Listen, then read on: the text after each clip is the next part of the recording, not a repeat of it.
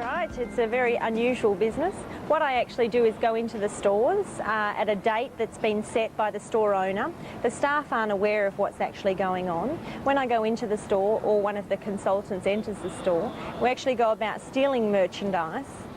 And with that merchandise, we then, when we leave the store, call the owner of the store, and the owner will take that merchandise. That merchandise is then held for approximately a week until a date is set for a lecture, and then those goods are presented at the lecture, and the staff then have the chance to be able to ask questions about how the items were removed, and then it's discussed in what ways they can go about preventing theft occurring in their store again.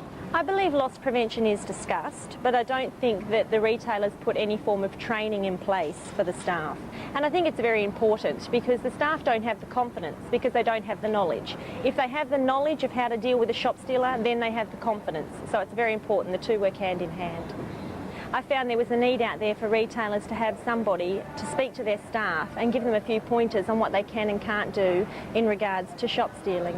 I think that the staff need to see what somebody steals, because as a shop stealer walking into their store, the staff don't know, the staff don't see what somebody steals. So a real life scenario needs to be put in place so that the staff can actually say, oh, I remember you in the store. Oh my goodness, is that how much you took? That's incredible. I only left you for a few minutes on your own.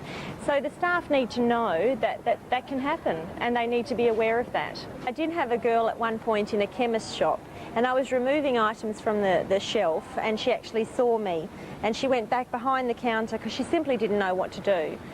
She put her head down and just went white as a sheet, and she just didn't have the confidence to deal with the situation. And so of course the stock walked out the store, and this is what I'm trying to say, is that retailers need to have their staff trained, because there's no reason why that girl couldn't have stopped that merchandise walking out the store if she'd known what to do. I actually talk about the statistics in Australia, so they've got a bit of an idea as to what's going on. I talk about the different types of shop stealers because it's very important that they be able to put them into different categories. I talk about approaching them, but customer service is very important. Customer service boosts sales, but it also cuts losses. And as a staff member, I think they feel that their job is there to sell the merchandise and not to protect it, but their job is very important, that they can protect the merchandise. So I talk about that. I talk about the law in regards to bag checking, offender descriptions, and then just basically answer a lot of their questions. And they have a lot of questions. A lot of things with loss prevention go unsaid. So they need to ask those questions.